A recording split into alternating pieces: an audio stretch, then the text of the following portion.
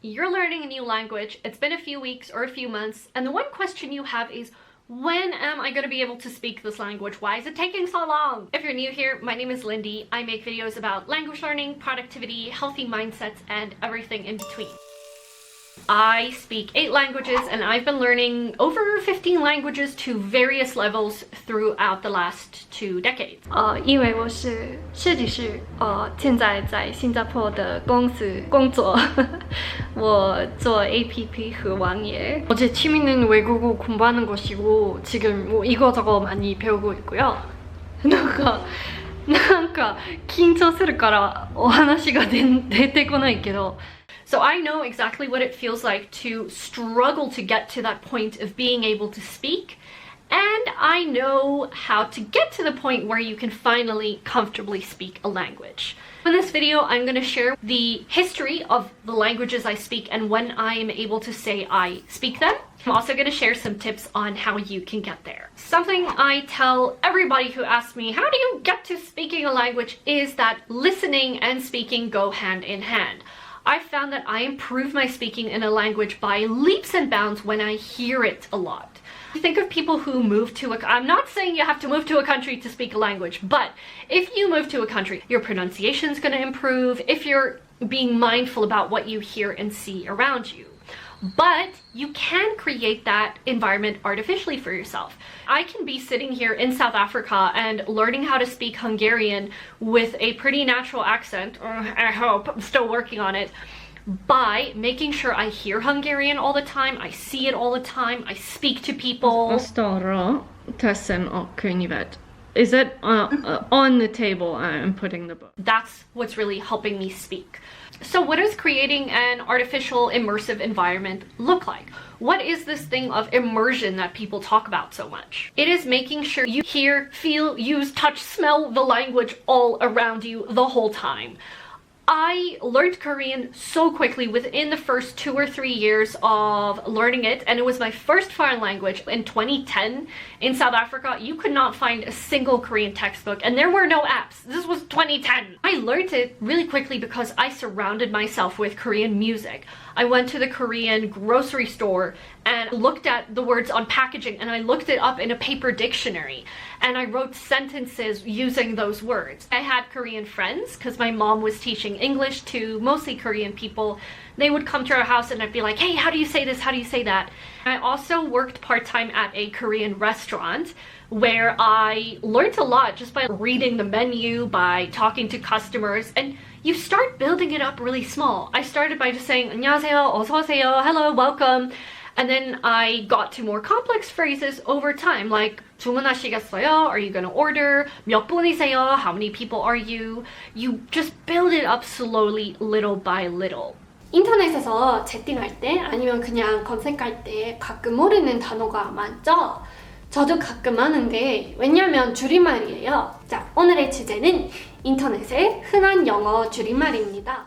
But you have to put yourself in the uncomfortable place of using it. When I first went to Korea, 6 months into learning Korean, I could barely speak. I could say 남아공 사람입니다. I'm South African and 한국어 배우고 있어요. I'm learning Korean and 저 한국어를 되게 좋아해요. I really like Korea. But I forced myself to use those basic phrases, and that would lead to more conversations. Even if I'm not at the level to even be able to say, please can you repeat that? I don't know what you said. I'd just repeat the word 비행기, airplane. I'd be like, 비행기?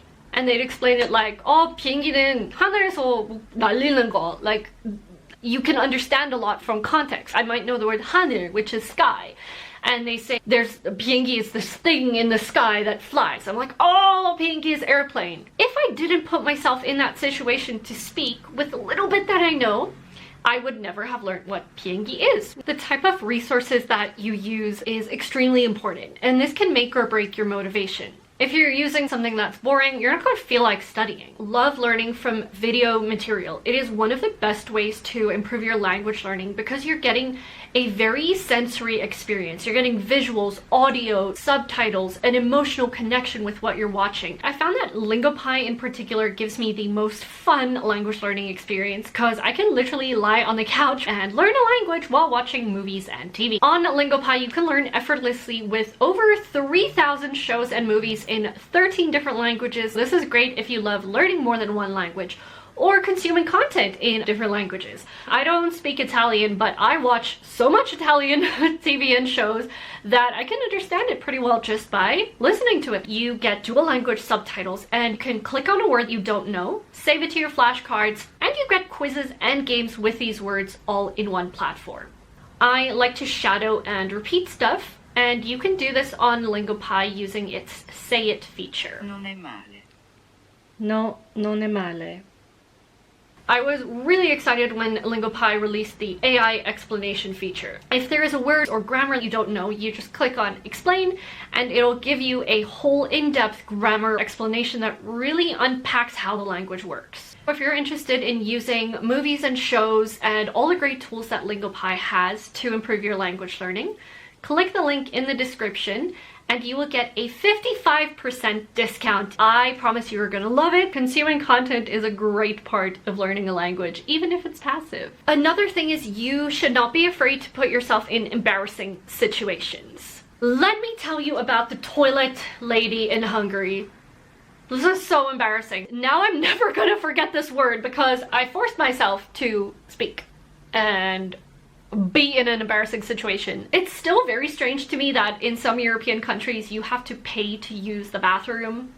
But anyway, I saw this like underground thing. It looks like a metro station staircase and it just said like toilet. I got on the stairs. It's this small dingy hallway with 3 toilet stalls and then a lady sitting at a table right at the end. And I walk in, "Jó napot, good afternoon." And you have to buy a ticket. Like I still have it somewhere in my, I think I have it right here in my sketchbook from Hungary. This is the actual toilet ticket. I walk in, I buy my ticket, and I'm trying to get my change. The lady slaps my hand and she's like, "Take your ticket." I'm like, "Oh, sorry." Take my ticket. Now I can take my change. She says something like, "Használod a középsőt." And I'm like, középsőt, közép. I can't remember. I've heard this word, közép, which means middle or in the center, and I just couldn't remember what it meant at that point. So I go to the toilet right at the end because I don't want to sit and do my business right next to her. And she yells at me, What does közép mean?" I'm like, "Is this a Hungarian test? I don't know."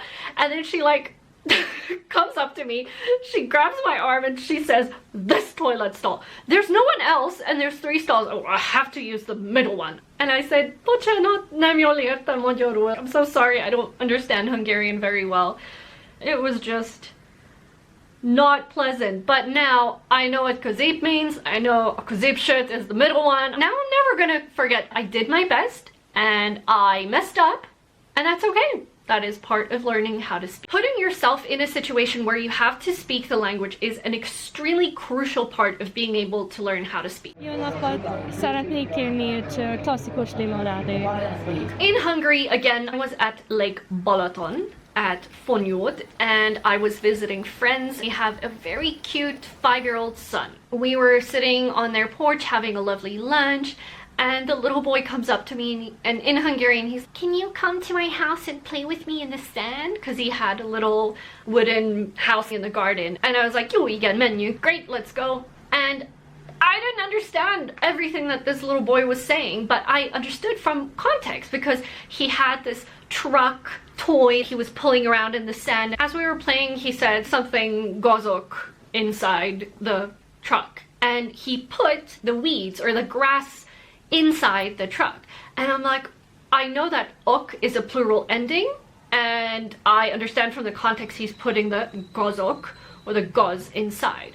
So gazok means weeds, and I didn't have to look it up. I didn't have to learn what weeds are in the grass before coming to Hungary. But I was in this situation where I could practice the little bit that I know and learn new words at the same time. And I just tried with everything that I could with this 5-year-old, like, nagyon jó a keypad, ügyes vagy, because like your drawings are so good. He drew in my sketchbook, guys, look how cute this is. This is his little man and his drawings.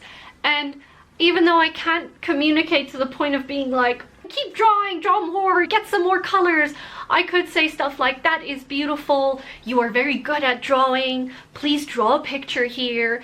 And that's how you learn to speak. You start with the little bit that you know. I don't need to be at the level to have a full-blown, fluent conversation with this kid to achieve the goal of being able to communicate. We communicated, we made memories. He even held my hand when we were walking. And that's the point of language learning for me, making connections with people. And I just love it so much.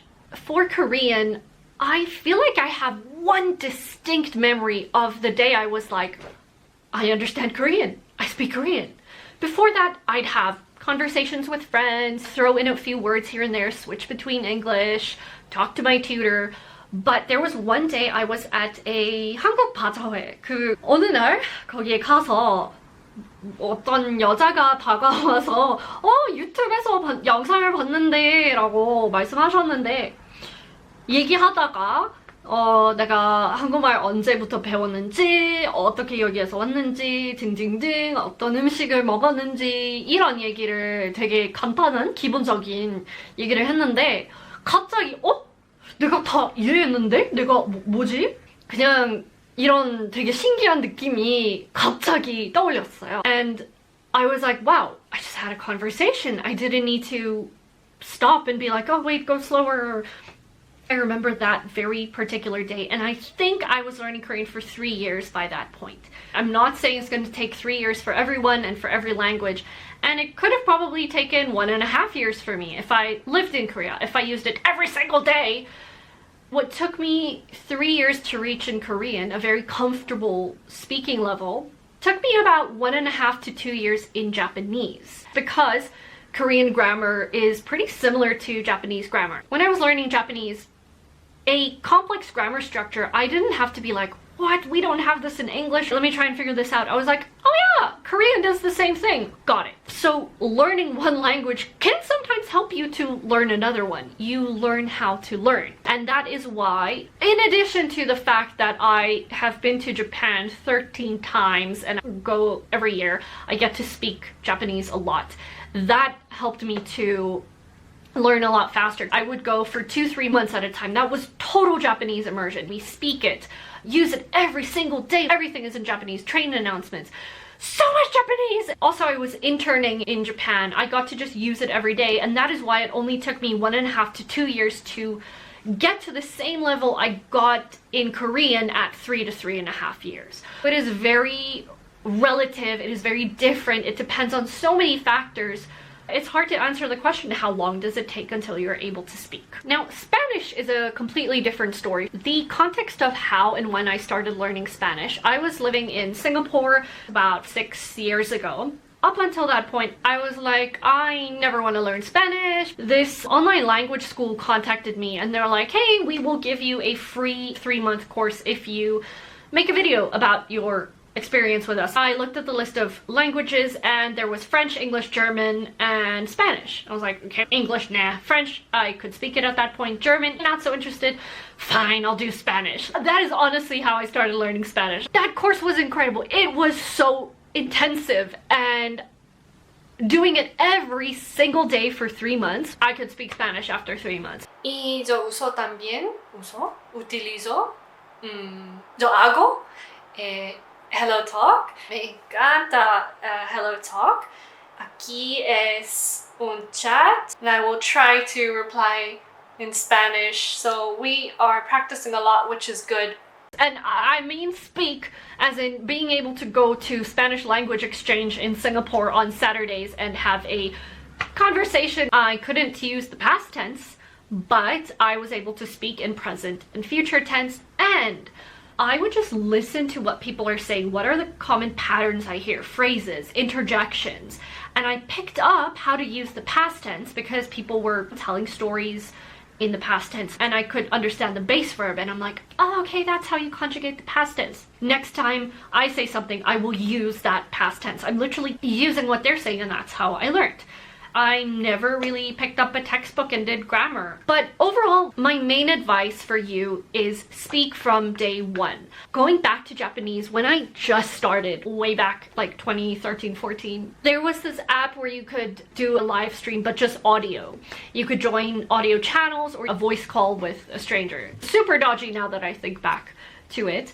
I had this strategy where someone would say something to me and I would just say it back and see what happens. And then if they hung up, I would say it to the next person and see what happens. For example, I didn't know what nansai desu ka is, like how old are you? And every time we had a phone call, it would be like moshi moshi, hello, nansai. People would just ask nansai. And then I would be like nansai, and they'd say number, and I'd be like, oh, that means how old are you? And I would reply with my age. And then we'd try and keep talking, and I would write stuff down while we were speaking. And it was a safe environment for me because I couldn't see their face, they couldn't see mine. So next call, I'm the one saying nansai, and then they would say their age, and I'd be like, yes, I learned how to say this. And that's how I gradually got myself to being more fluid in my speaking because I practice every single day. So I hope this video was useful for you. If you enjoyed it, please click the like and subscribe button so you can get notified. Let me know what you want to see in the next video, and see you soon!